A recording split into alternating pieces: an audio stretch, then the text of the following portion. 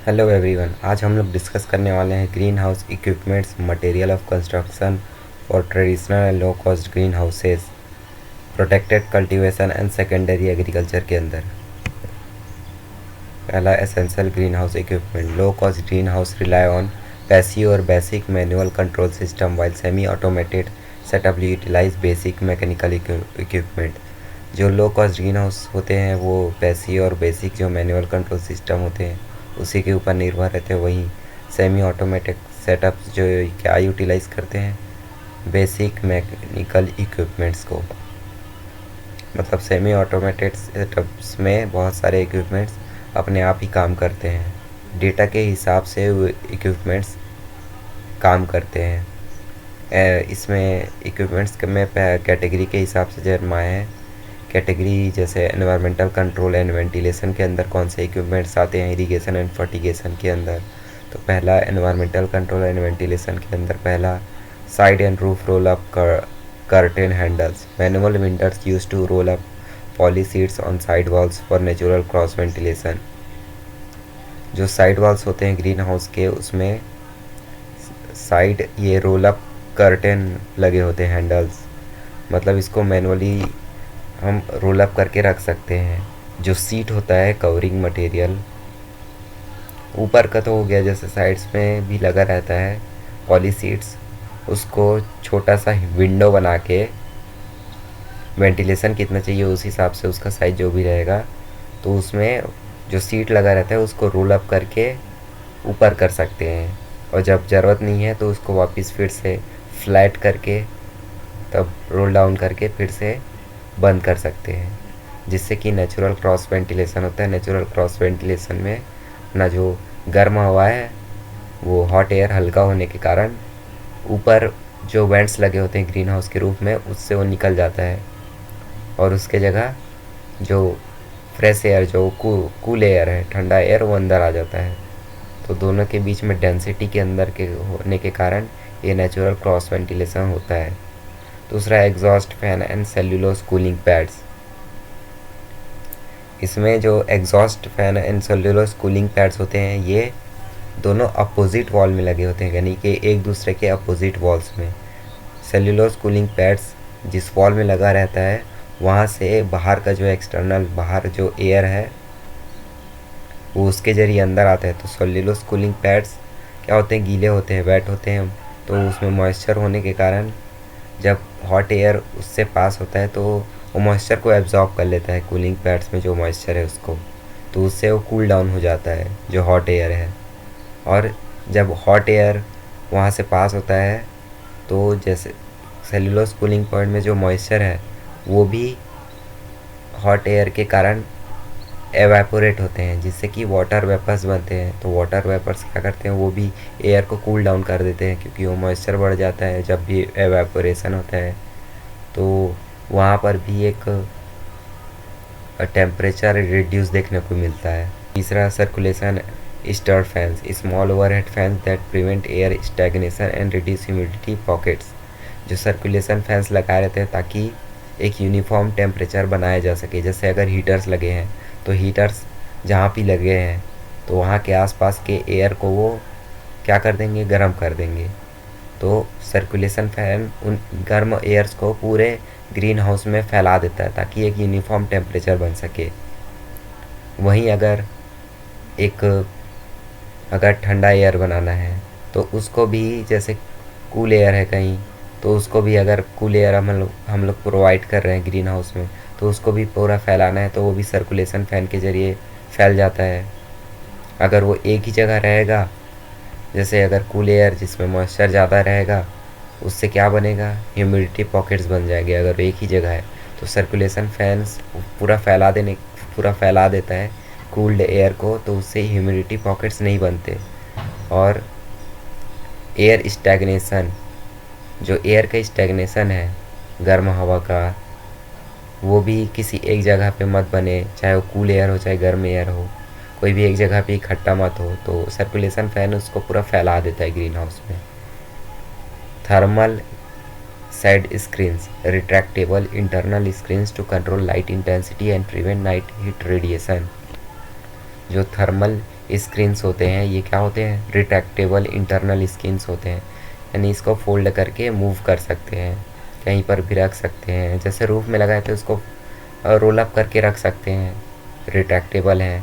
तो thermal screen क्या करते हैं कि हीट को एस्केप करने से रोकना है, या फिर डे टाइम पे कभी भी थर्मल स्क्रीन हीट लॉस से बचाते हैं। हमें जब भी हीट लॉस नहीं चाहिए, मतलब ग्रीन हाउस में गर्म रखना है, तो थर्मल स्क्रीन्स को पूरे रूफ में फैला देते हैं। वहीं साइड स्क्रीन्स काम करते हैं, ये उसका उल्टा काम करते हैं। मतलब उल्टा का मतलब ऐसा नहीं है कि हीट को एस्केप करने देते हैं, जो बाहर से जो हीट आ रहा है उसको ये रोकते हैं। जैसे जो बहुत ज़्यादा लाइट इंटेंसिटी अगर बहुत ज़्यादा बढ़ रहा है, अंदर पे बहुत ज़्यादा टेम्परेचर बढ़ रहा है, तो जो सन का रेडिएशन है उसको ये ब्लॉक कर देते हैं, जो साइड स्क्रीन्स है। साइड यानी वही छाँव बना देते हैं ग्रीन हाउस में, क्योंकि ऊपर वो रूफ टॉप में पूरा कवर कर देते हैं। और ये भी रिट्रैक्टेबल होते हैं, दोनों ही रिट्रैक्टेबल इंटरनल स्क्रीन्स हैं। इंटरनल स्क्रीन्स यानी कि इंटरनल यानी अंदर में लगे होते हैं स्क्रीन्स, ये जिसको कभी भी फोल्ड और अनफोल्ड, मतलब रिट्रैक्ट और अनरिट्रैक्ट करके रखते हैं। इरिगेशन एंड फर्टिगेशन के अंदर पहला है ड्रिप इरिगेशन लाइंस। इसके कंपोनेंट्स के अंदर ये micro tubes, lateral pipes and drip emitters आ जाते हैं, that deliver water directly to the root zone maximizing water efficiency. ये डायरेक्टली रूट जोन में देते हैं, तो जिससे कि वाटर इफिशेंसी बढ़ जाता है। Mist fogger system, overhead low pressure और high pressure nozzle that creates humidity, जो इंक्रीज कर देते हैं ह्यूमिडिटी को और कूल करते हैं एयर विदाउट सोकिंग लीव्स। जो ये मिस्ट सिस्टम होते हैं, ये क्या करते हैं कि वाटर को वाटर वेपर के फॉर्म में एकदम छोटे छोटे स्मॉलेट, मतलब वेपर के फॉर्म में सप्लाई करते हैं वाटर को, जिससे कि एयर को कूल डाउन कर सकते हैं। और ये ओवरहेड लो प्रेशर और हाई प्रेशर नोज़ल के जरिए हो पाता है, वो भी बिना जो लीव्स हैं उसको भिगाए बिना। और ये ज़रूरी हो जाता है क्योंकि अगर लीव्स बहुत टाइम तक भीगे रहेंगे तो वो डिजीज़ पैदा कर सकते हैं पौधे में।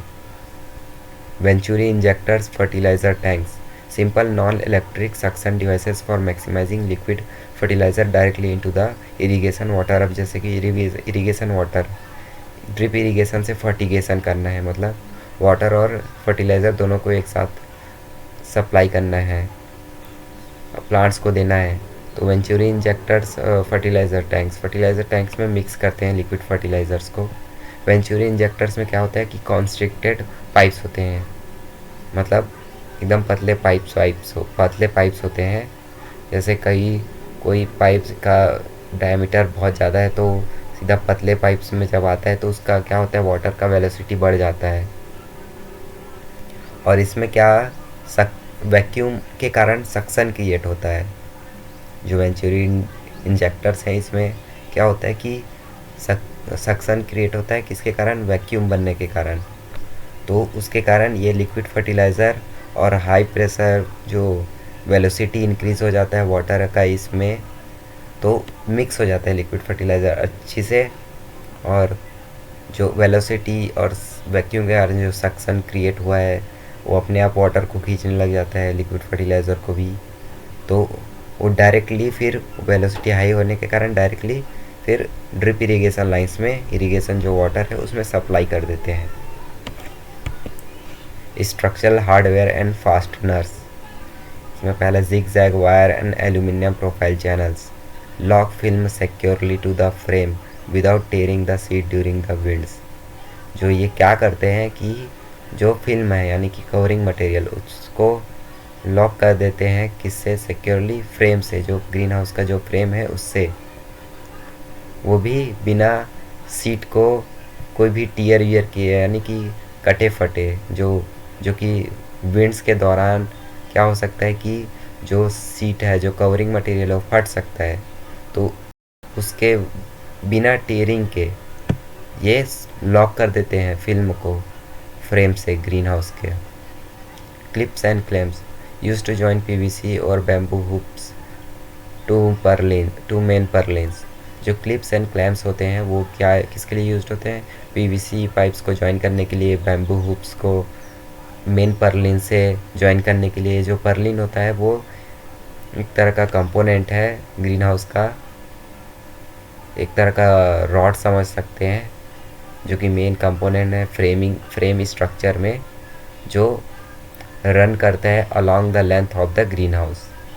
जो जितना भी लेंथ है ग्रीन हाउस का रूफ में, वो उतना लेंथ तक ये रहता है पर्लिन, जो पूरा सपोर्ट करता है, जो अपना कवरिंग मटेरियल है उसको।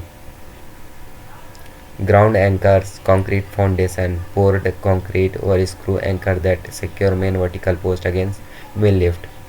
जैसे कंक्रीट को से पूरा बेस बनाया जाता है, उसको डाला जाता है बेस में, और स्क्रू एंकर्स किए जाते हैं, स्क्रू लगाए जाते हैं वर्टिकल पोस्ट को जो सपोर्ट करते हैं against wind lift. Wind lift यानी क्या कर दे सकता है? विंड लिफ्ट पूरा उखाड़ के फेंक सकता है अगर जो ये फाउंडेशन अच्छा नहीं है तो ये काफ़ी ज़्यादा फाउंडेशन इम्पॉर्टेंट हो जाता है अगर जहाँ एकदम बहुत ज़्यादा तेज़ विंड चलता है तो कोस्टल एरियाज़ के लिए।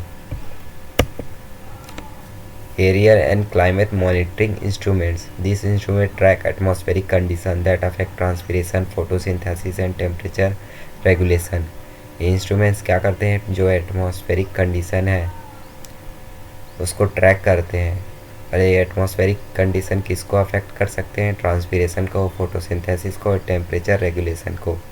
और ये तीनों ही इम्पॉर्टेंट है प्लांट्स के लिए, जो ये तीनों ही प्रोसेस है।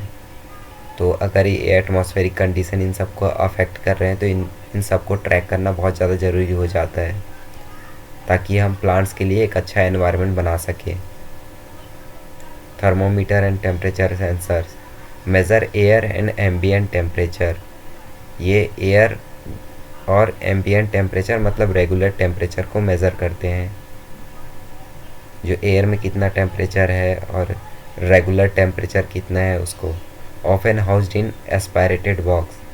एस्पायरेटेड बॉक्स एक तरह का वेंटिलेटेड एनक्लोजर्स है, तो एस्पायरेटेड बॉक्स में रखते हैं तो उससे क्या होता है? To avoid inaccurate reading caused by direct sunlight. जो एस्पायरेटेड बॉक्स में इसलिए रखा जाता है थर्मोमीटर को, ताकि अगर सन का डायरेक्ट रेडिएशन थर्मोमीटर में पड़ा तो उससे जो टेम्परेचर है उसमें थोड़ा एरर आ जाएगा, इनएक्यूरेट रहेगा। तो एस्पायरेटेड बॉक्स में रखने से एक सही टेम्परेचर मिल पाता है ग्रीन हाउस का, जो टेम्परेचर कितना है। और इसमें एक फ़ैन भी लगा होता है एस्पायरेटेड बॉक्स, जो कि फ्रेश एयर को अंदर आने देता है। एयर सर्कुलेशन चलते रहता है एस्पायरेटेड बॉक्स में, जिससे कि एयर का भी एक सही टेम्परेचर पता लगाया जा सकता है। hygrometer and relative humidity sensor. Hygrometer and relative humidity sensors measure air moisture level to prevent fungal infection and manage plant transpiration. Hygrometer है और रिलेटिव ह्यूमिडिटी सेंसर है, वो मेज़र करते हैं एयर मॉइस्चर लेवल को, ताकि प्रिवेंट कर सके फंगल इन्फेक्शन और मैनेज कर सके किसको? प्लांट ट्रांसपीरेशन को। जो हाइग्रोमीटर है वो मेज़र करता है कि एयर में कितना मॉइस्चर लेवल है, और उसमें कितना ये भी पता चल जाता है कि उस एयर का कितना मॉइस्चर एब्जॉर्ब करने का कैपेसिटी है। तो ये पता कर सकते हैं कि अभी उस एयर में मॉइस्चर कितना है, लेकिन उस मॉइस्चर में हो सकता है और भी ज़्यादा कैपेसिटी हो और प्लांट्स को भी ज़्यादा रिक्वायरमेंट हो, तो हम उस हिसाब से उसमें मॉइस्चर और क्रिएट कर सकते हैं। तो ये दोनों चीज़ें इसमें पता लग जाता है, और जिससे कि प्लांट ट्रांसपीरेशन को भी आसानी से मैनेज किया जा सकता है। हाइग्रोमीटर में क्या होता है, कैसे काम करता है? इसमें दो मेटल प्लेट्स लगे होते हैं जो कि सेपरेटेड होते हैं, एक थिन पोरस पॉलीमर या सेरेमिक लेयर से।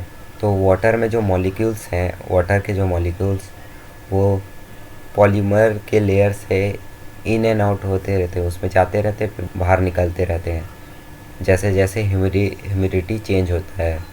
तो जो मॉइस्चर है पॉलीमर लेयर में वो चेंज होते रहता है ह्यूमिडिटी चेंज होने के कारण। तो ह्यूमिडिटी जैसा रहेगा उसमें वैसा ही मॉइस्चर रहेगा, जो वो अफेक्ट करता है इलेक्ट्रिकल चार्ज होल्ड को। तो पॉलीमर लेयर के मॉइस्चर को एब्जॉर्ब करने से वो चेंज करता है मॉइस्चर के एब्जॉर्ब होते ही चेंज करता है किसको, मटेरियल कैपेसिटेंस को। मतलब जो हाइग्रोमीटर में वो लगा हुआ है पॉलीमर लेयर, उसके मटेरियल की कैपेसिटेंस को, कैपेसिटेंस मतलब मटेरियल उससे मतलब है एबिलिटी उसका इलेक्ट्रिकल चार्ज को होल्ड करने का, तो उसमें फ़र्क पड़ेगा आपको। आप एग्रोमीटर में जो दो मेटल्स लगे हैं और बीच में एक स्पॉन्ज लगा है, उसको ऐसे समझ सकते हैं कि बीच में एक स्पॉन्ज लगा है जो कि मॉइस्चर को एब्जॉर्ब कर रहा है। जितना ज़्यादा एयर में मॉइस्चर रहेगा उतना ज़्यादा एब्जॉर्ब करेगा, उतना ही ज़्यादा मटेरियल का कैपेसिटेंस रहेगा। तो जितना ज़्यादा मटेरियल का कैपेसिटेंस रहेगा उतना ही ज़्यादा वो इलेक्ट्रिकल चार्ज को होल्ड कर पाएगा। अगर कम रहेगा तो कम इलेक्ट्रिकल चार्ज को होल्ड कर पाएगा, जिससे कि पता लग जाएगा कि एयर में ह्यूमिडिटी कितना है। तो ऐसे एक काम करता है। इसमें एक और चीज़ बता देता हूँ, जो हाइग्रोमीटर है डिजिटल या इलेक्ट्रॉनिक हाइग्रोमीटर आता है, उसमें एक दो तरह का है, ये कैपेसिटिव एंड रेजिस्टिव हाइग्रोमीटर। तो इसमें जो बताया मैं वो कैपेसिटिव हाइग्रोमीटर के बारे में बताया। CO2 analyser sensor measure carbon dioxide concentration in ppm to ensure optimum level for photosynthesis. CO2 analyser से हम लोग को ये पता चल जाता है कि कार्बन डाइऑक्साइड का कॉन्सेंट्रेशन ग्रीन हाउस में कितना है, और वो ppm में रहता है, पार्ट्स पर मिलियन। ग्रीन हाउस में 1000 से 1200 ppm कार्बन डाइऑक्साइड का कॉन्सेंट्रेशन होना चाहिए। तो CO2 एनालाइज़र काफ़ी ज़्यादा इंपॉर्टेंट हो जाता है। अगर ये बहुत ही कम अगर निकल गया, बहुत ही नीचे चला गया कार्बन डाइऑक्साइड, क्योंकि एक तो काफ़ी छोटा एरिया हो जाता है, एक तो इनक्लोज्ड एरिया है, वहाँ बहुत सारे हम लोग प्लांट्स लगाए हैं, तो वहाँ काफ़ी CO2 का एनालाइज करना कि कितना कॉन्सेंट्रेशन है बहुत ज़्यादा ज़रूरी हो जाता है। क्योंकि ओपन एरिया में तो कोई ऐसा कोई दिक्कत नहीं है, लेकिन वो क्लोज्ड एरिया है और वेंटिलेशन के ही ज़रिए कार्बन डाइऑक्साइड अंदर आता है। और कई कई जो मॉडर्न बहुत ही ज़्यादा हाई टेक ग्रीन हाउस है, वहाँ सिलेंडर भी रखते हैं CO2 का। वेपर प्रेशर डिफिसिट या VPT meters combine relative humidity and air temperature measurement to calculate transpiration stress on plants.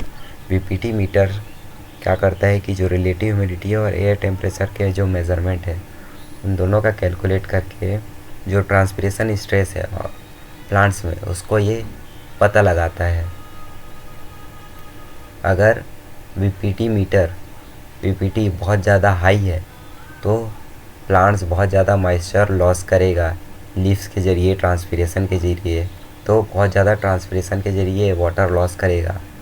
और वहीं अगर VPT मीटर बहुत ज़्यादा लो है तो जो प्लांट्स हैं वो वाटर को एवेपोरेट नहीं कर पाएंगे, यानी ट्रांसपिरेशन नहीं हो पाएगा लीफ के ज़रिए, क्योंकि बाहर में बहुत ज़्यादा ह्यूमिडिटी बहुत ज़्यादा हाई है। तो उससे क्या होगा कि एक तो ट्रांसपिरेशन नहीं हो पाएगा। तो जब भी ट्रांसपिरेशन क्या होता है तो क्या होता है कि जो प्लांट्स के रूट हैं वहाँ सक्शन क्रिएट होता है। तो सक्शन जब क्रिएट होता है ना तो न्यूट्रिएंट को एब्जॉर्ब कर पाता है, वहाँ से वाटर को एब्जॉर्ब कर पाता है। तो अगर एवेपोरेट नहीं होंगे, वहाँ से ट्रांसपिरेशन नहीं होगा वाटर का अच्छे से, तो न्यूट्रिएंट भी एब्जॉर्ब नहीं कर पाएगा, जिससे कि न्यूट्रिएंट एब्जॉर्ब नहीं होगा तो क्या स्टॉल मतलब ग्रोथ रुक जाएगा और वाटर स्ट्रेस बनेगा प्लांट्स में। और जो आइडियल VPT मीटर, जो आइडियल होना चाहिए VPT का मीटर में जो लेवल है, जो मीटर आना चाहिए सही, वो 0.8 से 1.2 है ज़्यादातर क्रॉप्स के लिए।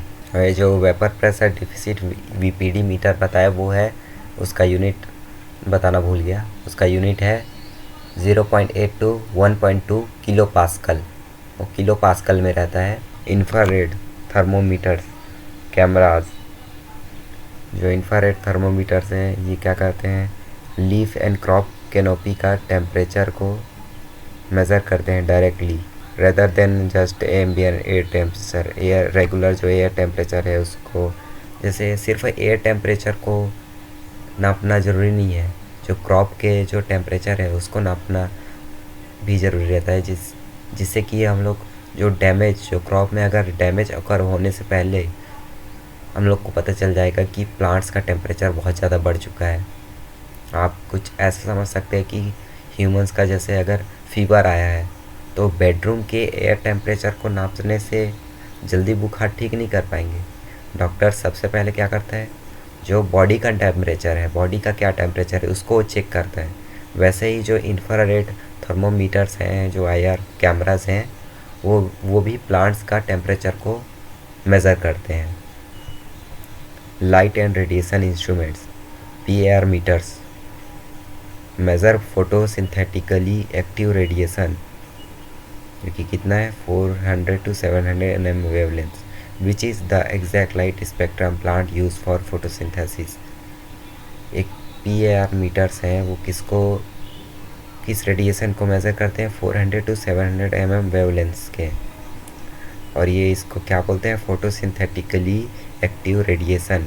क्यों बोलते हैं, क्योंकि यही वो रेंज के वेवलेंथ्स हैं, जो रेडिएशन है जो कि प्लांट्स यूज़ करते हैं फोटोसिंथेसिस के लिए। ये वही स्पेक्ट्रम के लाइट हैं।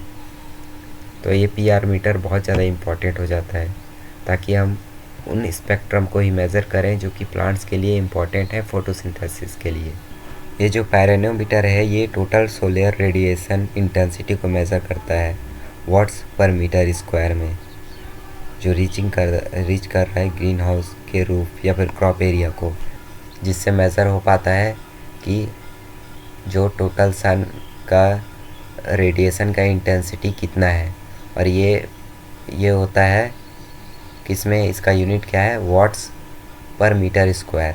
आगे substrate and soil instrument, soil moisture sensor TDR, capacitance probes measure volumetric water content in soil और growing media to automate irrigation schedules. ये जो TDR है, टाइम डोमेन रिफ्लेक्टोमेट्री, ये क्या मेजर करता है, टोटल वॉल्यूमेट्रिक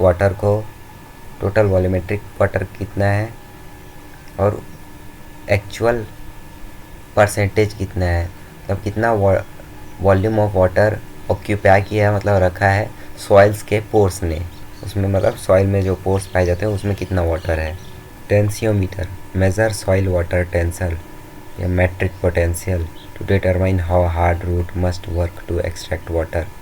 टेंसियोमीटर क्या करता है, मेजर सॉइल करता है सॉइल वाटर पोटेंशियल या मेट्रिक पोटेंशियल को, और किस में मेजर करता है, किलो पास्कल या बार्स में। टेंसियोमीटर एक तरह का सील्ड ट्यूब होता है जिसमें वाटर भरा रहता है और उसके लास्ट प्रोब में सेरेमिक एक प्रोब्स रहता है, जो उसमें छोटे छोटे छेद होते हैं, पोर्स रहते हैं, सेरेमिक पोर। और जैसे ही हम उसको सॉइल में डालते हैं, सॉइल में गड़ाते हैं, तो उसमें जो जैसे अगर सॉइल ड्राई है तो उसमें जो वाटर है वो बाहर निकलने लग जाता है। उसमें जो पोर्स हैं टेंसियोमीटर में, उसमें जो पोर्स के ज़रिए वाटर बाहर निकलने लग जाएगा, तो उससे फिर क्या है, जो टेंसियोमीटर है उसमें वैक्यूम बनने लग जाता है। जो वैक्यूम उसमें बनता है वही प्रेशर गॉज में, फिर जो गॉज है मीटर उसमें फिर वो रीडिंग आ जाता है। तो उससे पता चल जाता है कि सॉइल में कितना वाटर है, लेकिन उसमें ये पता चलता है टेंसियोमीटर में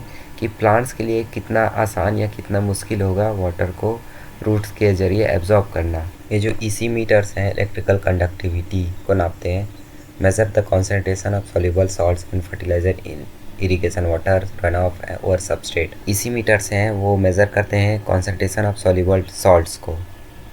किस तरीके से, क्योंकि इलेक्ट्रिकल कंडक्टिविटी पता कर पाते हैं सबस्ट्रेट में या फिर इरिगेशन वाटर में, रन ऑफ में, क्योंकि जो सॉल्ट्स होता है वो एक अच्छा कंडक्टर होता है। जब उसको सॉल्ट्स को वाटर में मिला देते हैं, डिज़ोल्व कर देते हैं, तो ये काफ़ी अच्छा कंडक्टिविटी बढ़ जाता है जो वाटर का सॉल्ट्स को मिलाने से, जिससे पता चल जाता है कि सॉइल या वाटर या फिर सबस्ट्रेट जो कि सॉइल है उसमें सॉल्ट्स का कॉन्सेंट्रेशन बहुत ज़्यादा है, जो कि प्लांट्स के लिए अच्छा नहीं होता। तो EC मीटर इम्पॉर्टेंट हो जाता है ग्रीन हाउस में सॉइल मैनेजमेंट के लिए। सॉइल और liquid pH meter monitor acidity और alkalinity level to ensure nutrient availability to plants root. Soil में pH लेवल अगर बहुत ज़्यादा एक्सट्रीमली हाई या फिर लो है तो न्यूट्रिएंट का अवेलेबिलिटी काफ़ी ज़्यादा कम हो जाता है। जैसे लिक्विड में भी अगर pH बहुत ज़्यादा कम जाता है तो उसमें भी pH लेवल को मेंटेन करना काफ़ी ज़्यादा ज़रूरी हो जाता है न्यूट्रिएंट अवेलेबिलिटी को बढ़ाने के लिए। Root zone temperature probes measure media temperature critical for seed germination and root development. जो रूल्स ऑन टेम्परेचर प्रोब्स हैं वो मेज़र करते हैं मीडिया टेम्परेचर यानी कि सबस्ट्रेट के टेम्परेचर को, सॉइल हो गया जो कि टेम्परेचर क्रिटिकल हो जाता है सीड जर्मिनेशन और रूट डेवलपमेंट में, क्योंकि जो सीड जर्मिनेशन और रूट डेवलपमेंट में दोनों में ही टेम्परेचर थोड़ा अलग अलग चाहिए रहता है, क्रॉप टू क्रॉप डिपेंड भी करता है। Material for traditional green houses, traditional और conventional high cost green house भी कह सकते हैं। Prioritise maximum durability, highlight transmission and permanent structural stability. जो ट्रेडिशनल ग्रीन हाउस होता है वो किसको प्रायोरिटाइज करता है? मैक्सिमम ड्यूरेबिलिटी को, highlight transmission and permanent structural stability को, क्योंकि ये लंबे समय के लिए बनाया जाता है। स्ट्रक्चरल फ्रेमिंग मटेरियल में स्ट्रक्चरल टिम्बर, हार्डवुड का इस्तेमाल किया जाता है। Historically used for framing due to low heat conductivity which reduced thermal bridging. जो है लो हीट कंडक्टिविटी है वो किसको रिड्यूस करता है? थर्मल ब्रीजिंग को। एंड ईज़ ऑफ वर्केबिलिटी, इसमें ईज़ वर्केबिलिटी को भी आसान बनाया जाता है हार्डवुड के कारण। टीक, पाइन और treated hardwood are common option. जो टीक और पाइन और ट्रीटेड हार्डवुड है वो ज़्यादातर इसमें कॉमन ऑप्शन है। However wood is prone to warping and moisture decaying in humid environment. जो ह्यूमिड एनवायरनमेंट में है उसमें जो वुड का क्या होता है, डीके हो सकता है यानी सड़ गल सकते हैं, तो इसलिए ट्रीटेड हार्डवुड का इस्तेमाल करना चाहिए। Galvanised iron, GI pipes, steel section, heavy duty GI pipes, structural steel channels or truss section provide the strength required to support heavy glass or rigid panel covers। ये जो हैवी ड्यूटी GI पाइप्स है वो पूरे steel section यानी कि roof के नीचे वाला पार्ट है वहाँ पर पूरे ये GI गैल्वेनाइज्ड आयर पाइप स्टील सेक्शन में यूज़ होते हैं। मतलब वहाँ पर पूरे स्टील या फिर गैल्वेनाइज्ड जो आयरन GI पाइप्स हैं ये सब यूज़ होते हैं, जो कि सपोर्ट करते हैं heavy glass, rigid panel covers को। और ये क्या होते हैं? जिंक कोटिंग होती है जिससे कि रस्ट और कोरोजन से बच सकें। दूसरा एल्यूमिनियम सेक्शन, यहाँ पर पूरे एल्यूमिनियम चीज़ों का इस्तेमाल होता है, जैसे बार्स का, पर्लिन, कटर चैनल, ये सब एल्यूमिनियम से ही बने होते हैं, जो कि यूज़ होते हैं प्राइमरली ग्लेजिंग बार्स के लिए। ग्लेजिंग बार्स यानी कि वो बार्स जो ग्लेजिंग मटेरियल यानी कि कवरिंग मटेरियल को सपोर्ट करे। और एल्यूमिनियम क्या होते हैं? कोरोजन रेजिस्टेंट, लाइट वेट होते हैं और रिक्वायर इसमें मिनिमम मेंटेनेंस का होता है।